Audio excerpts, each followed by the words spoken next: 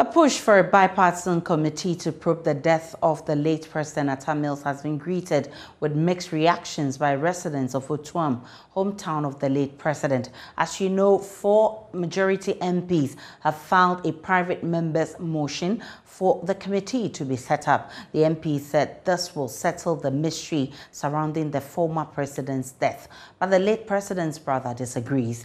Let's head over to Otuam, the hometown of the late President Atta Mills, to find out how they are reacting to this news of investigating the cause of his death. Central Regional Correspondent Richard Kwejo joins us on the line. Richard, you have been engaging some of the residents of Otuam. What do they make of this move to probe the death of the late president?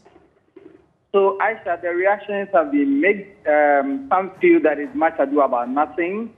It's been a long time, and so they should let sleeping dogs lie.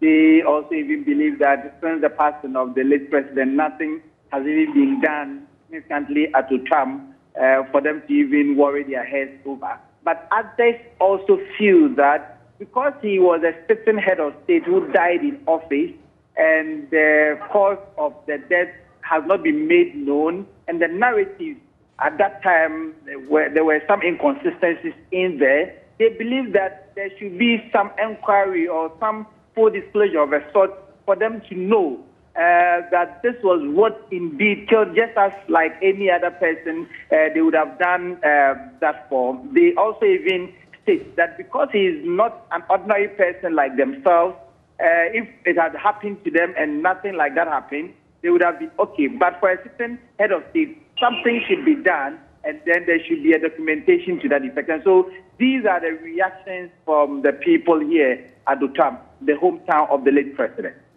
But does that also remind the people in that town of the projects that he's put in place, which is sitting there idle? Well, for the E-block at Otuam, it's functioning, but it is the presidential library in Cape Coast that has not been put to use. It's sitting there idle. They have not made comment to that effect. It is the people in Cape Coast here who are making a huge thing out of, because they feel that the man has not been immortalized enough. The man has not been respected. The memories of the man has not been respected enough. Something that they did to honor him, it is still standing idle, and then it is even, some of them are even rusting away. Recently, the Heritage Fund was inaugurated in his honor. What do they make of that also? Come again, Aisha. Recently, the Heritage Fund has been put in place for to immortalize the man. What do they think of that? Well, so they feel that something should have been done a long time ago. So anything that is done like this, they believe it's an afterthought, and then the man was not really honored when, as soon as he died, people just paid some lip service to what they were going to do to immortalize him. But now they feel indifferent about the entire thing.